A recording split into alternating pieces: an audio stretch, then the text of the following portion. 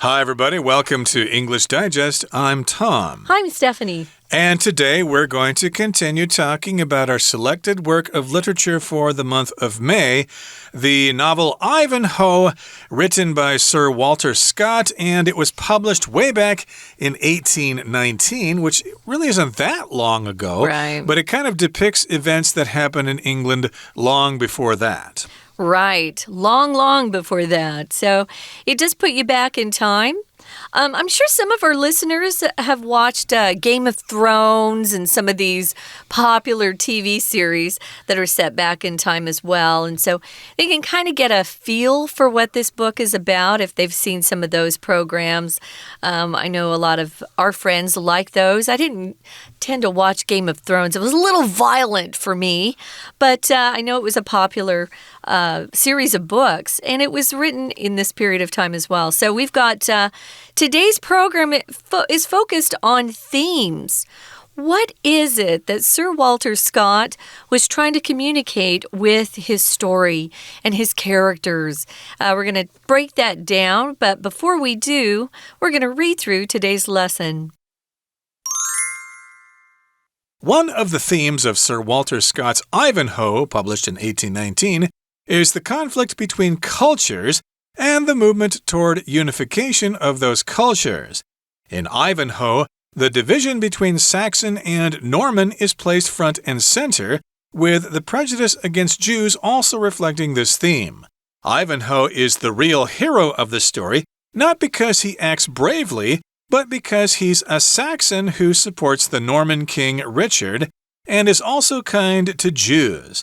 Scott was Scottish and wrote at a time when there were parallel issues between Scottish patriots and their English rulers. While Scott was proud of his culture and wished to highlight it in his novels, he was a supporter of the union of England and Scotland that had taken place a few decades before he was born. Ivanhoe also left a lasting legacy in terms of how several figures from the period are perceived. In particular, Scott's depiction of Robin Hood established or cemented many of the details that now appear in movies and TV shows about the legendary outlaw. There were tales about Robin Hood prior to Ivanhoe, but in those, Robin appeared in the 13th or 14th century. Scott fixed him as a contemporary and supporter of Richard I, 1157 to 1199, and he made Robin of Locksley part of the character's identity. Moreover, in many modern interpretations, Robin Hood adopts part of Ivanhoe's background, as he's often portrayed as a noble returning from the Crusades. Scott also depicts King Richard as a mighty warrior, but a less than able king, which is how many historians see him today. What's more, he accidentally invented the name Cedric by misspelling the traditional Saxon name Cerdic. Okay, so one of the themes of Sir Walter Scott's Ivanhoe, which was published in 1819, is the conflict between cultures. We're seeing that all over the world nowadays. So I'm sure this particular theme is familiar to our readers, our listeners. And there was a movement toward unification of those cultures. So we know in the book we've got the Saxons and the Normans. They're on different sides. They don't like each other. They didn't want to speak each other's language. There are lots and lots of problems. But that is part of the plot in Ivanhoe. It's placed front and center. This movement toward unification is talking about when Scotland, that had been an independent country, joined with England, and that happened in 1707.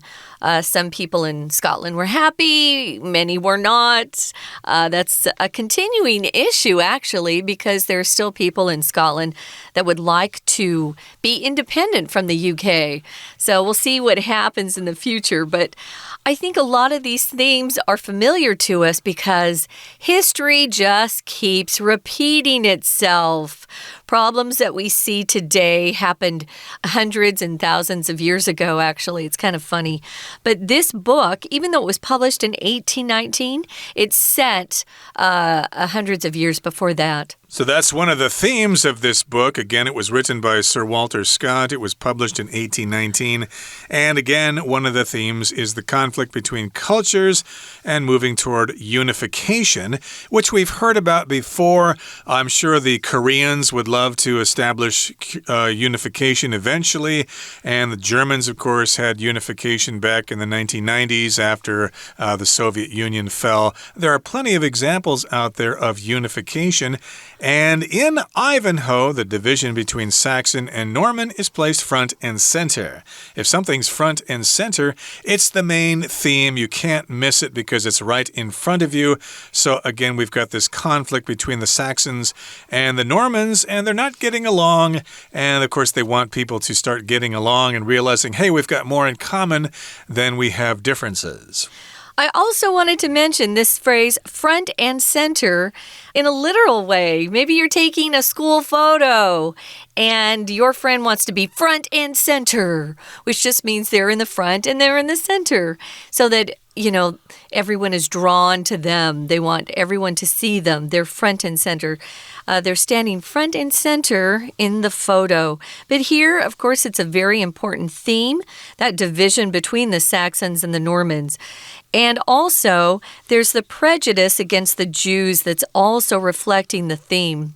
And even today, we continue to see minority groups who are treated differently. They're not treated equally. They're treated with prejudice, which isn't fair.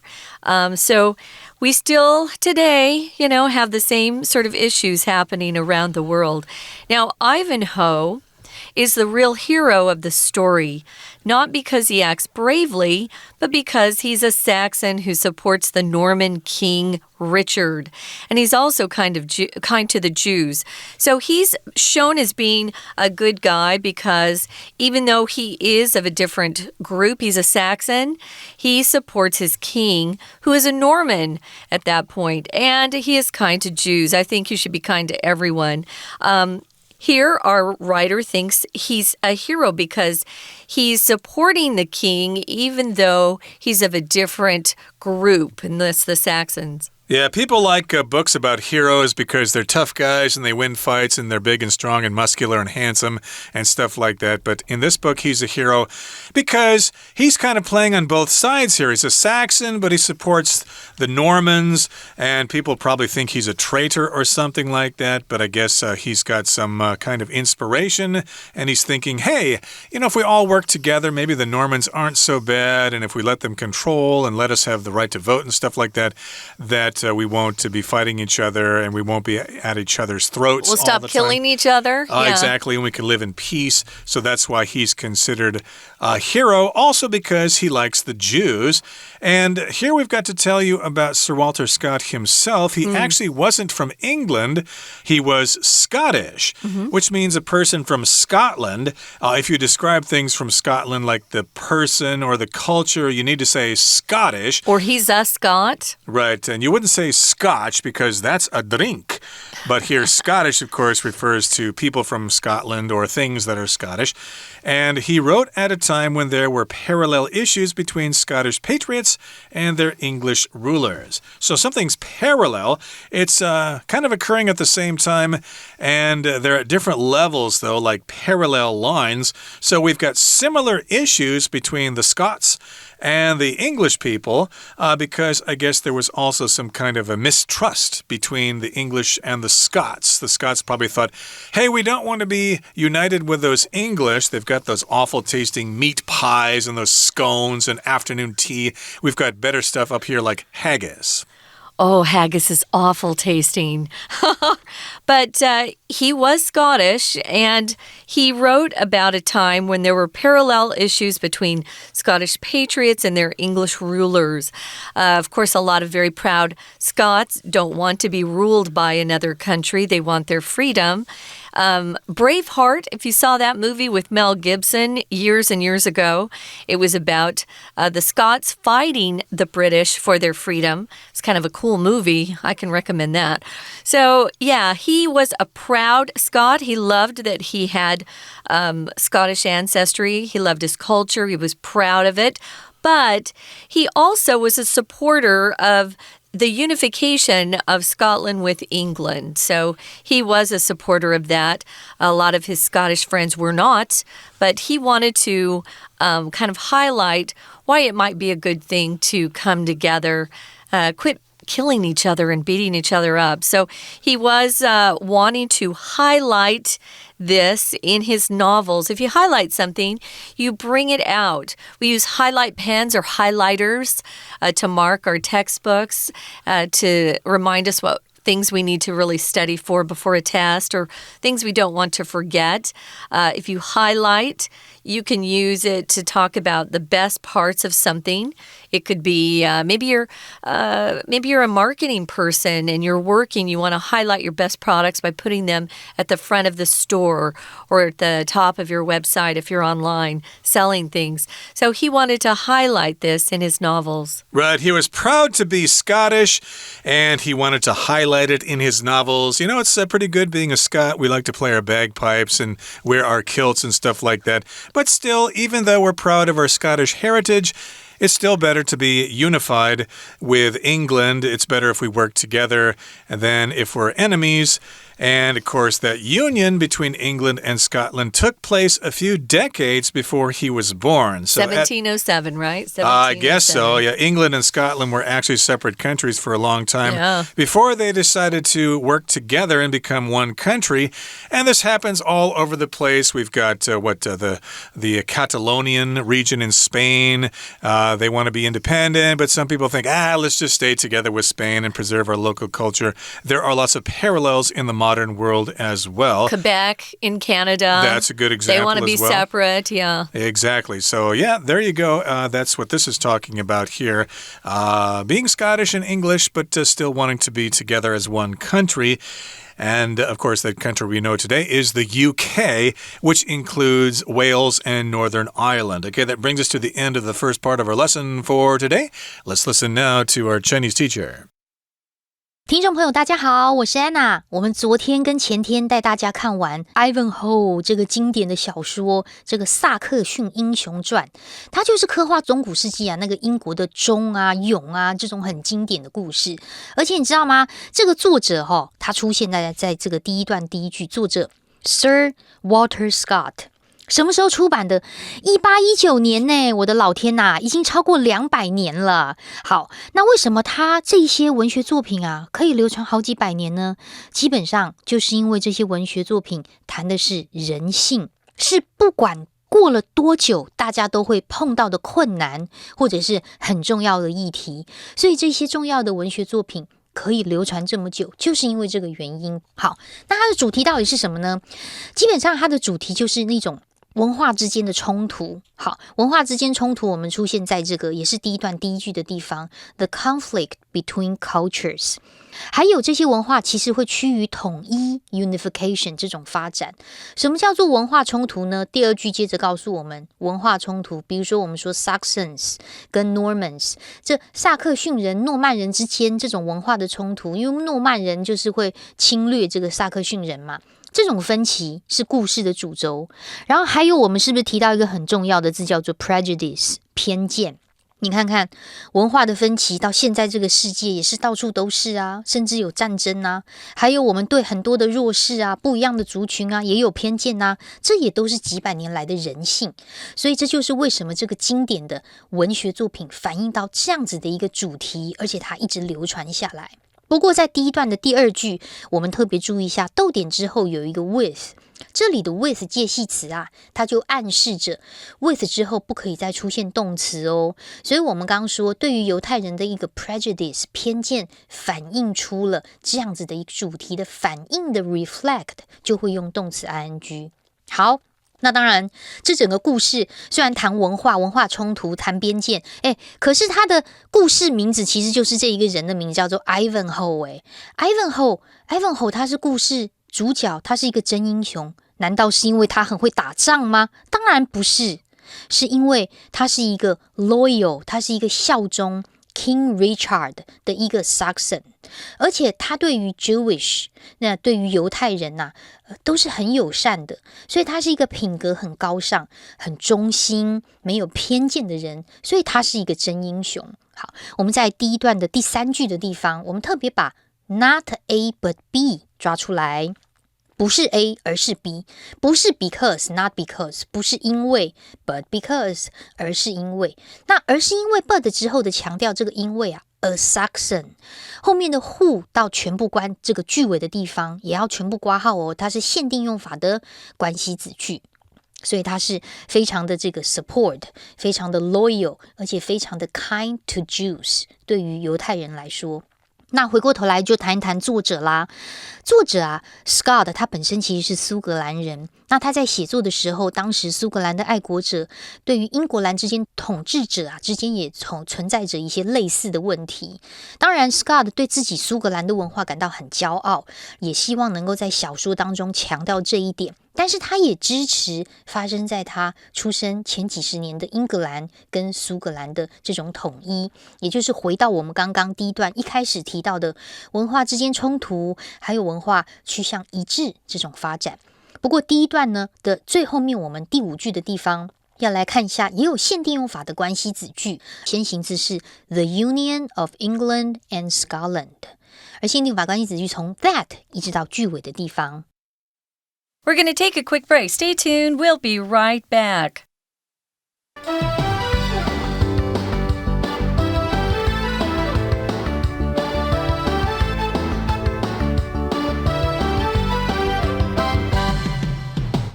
Welcome back, guys. This is our final lesson in our literature unit.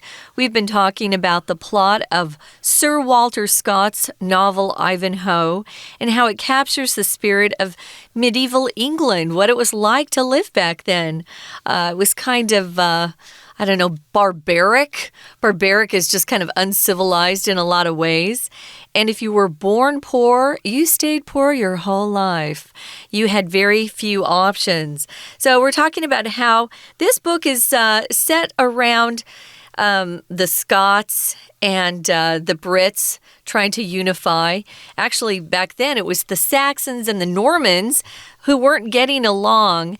And Sir Walter Scott wanted to write about the division between them and how maybe if they worked together, they would be stronger together than weaker apart, you could say, not as strong. He also, I think, had an important thing to say about the prejudice against the Jews.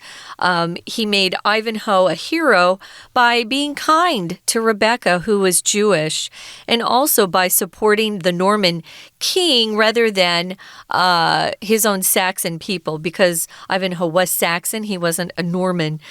So he had a lot of things that he wanted to highlight with the writing of his novel. Exactly. Well, to continue with the next paragraph, it begins by saying, Ivanhoe also left a lasting legacy in terms of how several figures from the period are perceived. Now, here Ivanhoe is referring to the actual book and not the character. So the book Ivanhoe left a lasting legacy. A legacy, of course, is fame because you did something really cool in the past. So, yes, it's a legacy that lots of people know about and they remember this. And we see it in terms of how these figures from the period are perceived. In terms of just means having to do with. Why does it have this lasting legacy? Well, it's because of how these characters from that period of time are perceived. And here we've got the verb to perceive. That just refers to how you understand something or how you see something, how you are aware of that thing. I also wanted to mention a usage of legacy that we see in modern day, and that's when we talk about the legacy media, which is also the mainstream media. Legacy media is all of the old ways we used to get our news, and now we've got just different ways to get news now. We have Twitter and different social media websites. People have their own websites. You don't necessarily have to turn on the TV and watch some of the big channels that we grew up with, or read the big newspapers like New York Times or Wall Street Journal. There are other ways to find news or get the news. So legacy just means what existed previously and was handed down to today. Legacy can also be what you achieved during your lifetime. Maybe you're not famous, but your legacy will be a lasting one with your kids and the friends that you made. Maybe you were not famous, but maybe you wrote a lot of poetry, or you wrote songs, or you were a great musician. Your legacy will be those things you leave behind after you're gone. In terms of, we use this a lot, don't we? It just means concerning or regarding something. So I could be talking to my business partners and say, hey, in terms of finances, we're in good shape. We have plenty of money, but we need to hire more help because we have way too many deadlines that are coming upon us and we're not going to finish in time. So in terms of just means in regards to one thing. Right. And of course, we're talking about these different characters or figures from that period of history. Again, we've got Ivanhoe himself. We've got King Richard, etc., etc. And in particular, Scott's depiction of Robin Hood established or cemented many of the details that now appear in movies and TV shows about the legendary outlaw. So again, we've got some depictions of various characters. Depiction here is how someone or something is shown or described in a work of art. It could be in a drawing or a painting, but in this case, of course, it's a novel. So you could be talking about a painter doing a painting of, say, Yushan, Mount Jade here in Taiwan, and maybe that person's depiction is kind of interesting. It's kind of like in the Impressionist style or something like that. You could talk about its depiction or how it is portrayed or shown. Right. Here it says his depiction of Robin Hood established or cemented many of the details that now appear in movies and TV shows. If you cement something, cement is that hard stuff we use to build foundations of buildings, right? Or walls, cement sidewalks. But if you use it as a verb, it just means to make something really firm so that it sticks there, that it stays solid. So it's cemented or made a lot of the details just permanent and kept it there forever. So some of the ways we see Robin Hood in many of our modern day movies or TV shows are based on Scott's own depiction or how he wrote about them or his portrayal of these characters. There were tales about Robin Hood prior to Ivanhoe, but in those, Robin appeared in the 13th or 14th century. Prior to just means before. So prior to coming to work today, I made a big pot of chili that I'm going to eat for dinner tonight. So prior to just means before some other action took place. Yeah, prior to living in Taiwan, I lived back in the United States, we could say. And yes, Robin Hood appeared in the 13th or 14th century before this novel came out. And Scott fixed him as a contemporary and supporter of Richard I, who lived between 1157 and 1199. So he fixed him, or he determined that he was a contemporary, which means a person who lived at that time. A contemporary can refer to modern times. We can talk about contemporary literature, books that were written by people within the past, say, 20 years or so, as opposed to classic literature, which was written 100 or so years ago and longer. Yeah, here we're using it, though, as a noun and not an adjective, which it usually is an adjective. Contemporary music, contemporary novels, contemporary whatever. But here he is a contemporary of. I could say Tom and I are contemporaries. We belong to the same period of time. So he was a contemporary and a supporter of Richard I, at least according to Scott. And so he made Robin of Locksley part of the character's identity. So he did all of this that we kind of still have in our minds. Moreover, in many modern interpretations, Robin Hood adopts part of Ivanhoe's background, as he's often portrayed as a noble returning from the Crusades. So it's interesting how writers later on in time, screenwriters or even novelists who wrote other things that included this character of Robin Hood, used part of Sir Walter Scott's descriptions of Robin Hood in their own pieces of literature or movies or TV shows. I can see how that would happen. I can too, and Sir Walter Scott also depicts King Richard as a mighty warrior, but a less than able king, which is how many historians see him today. So basically, he depicts King Richard as a strong warrior. He's good at fighting, but maybe he's not so good at being a leader. He's a less than able king. Yeah, he can be great on the battlefield, but back in the castle on the throne, he was pretty mediocre, I guess, not so great. And that's how historians see King Richard nowadays. That's how he's understood. What's more, he accidentally invented the name Cedric, which is kind of a popular name, by misspelling the traditional Saxon name of Cerdic. Oh, well, I like Cedric better, so there. We're going to listen one more time to our Chinese teacher, and then we'll be back to wrap this whole literature unit up. 好，接下来我们就要看到里面内容的部分哦，对于几个人物的一些刻画。在第二段的部分，我们看看当时呢那几个人物啊，怎么样被大家来看待呢？他的这一些具体的描述，其实就是影响后面我们整个对于人物刻画，也算是一种对于这个人物的一个遗产嘛。就是说，比如说第一个，对于 Robin Hood 罗宾汉这样子角色的描写，其实 Scott 就已经巩固建立了之后，我们在电影啊、电视节目当中看到这个传奇侠盗很多的细节，其实就是在这个作品当中所巩固出来的。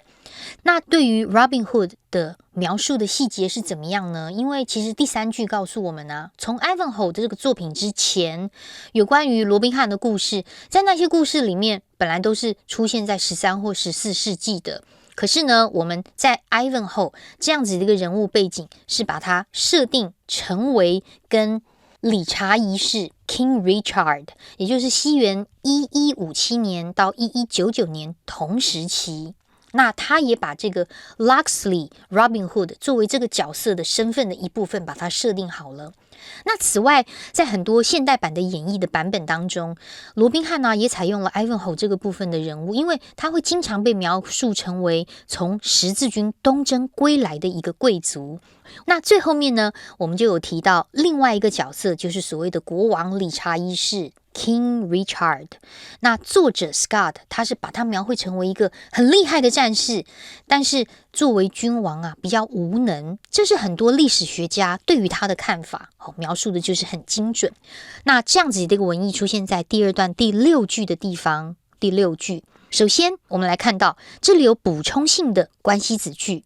那补充性的关系子句先行词是 a less than able king， 就是比较没有那么能干比较没有那么有治理能力的国王，逗点后面的 which 一直到句尾。那除此之外还有一件事情就很特别，因为其实传统的 Saxon 这个名字啊应该是 Cerdic Cerdic， 那因为 Scott 的作者他是不小心拼错咯，结果发明了 Cedric Cedric 这个字，所以 Ivanhoe 这个文学作品就是非常的经典。除了一些人物啊这个刻画这已经订立了之后故事的一些大部分的设定之外，包括文化冲突啦，还有对于偏见，这都是为什么 Ivanhoe 很经典的原因。